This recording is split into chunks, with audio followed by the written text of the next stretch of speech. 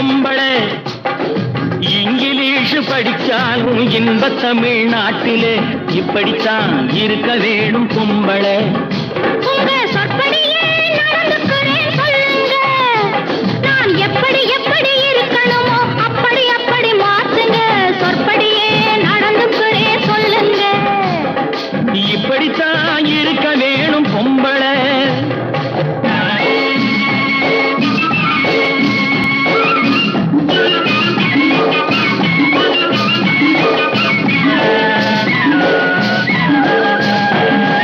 மானம் பார்த்த விவசாயிங்கே நாடு அல்லவோ, இங்கு மானம் நாணம் பெண்களுக்கு ஆடை அல்லவோ.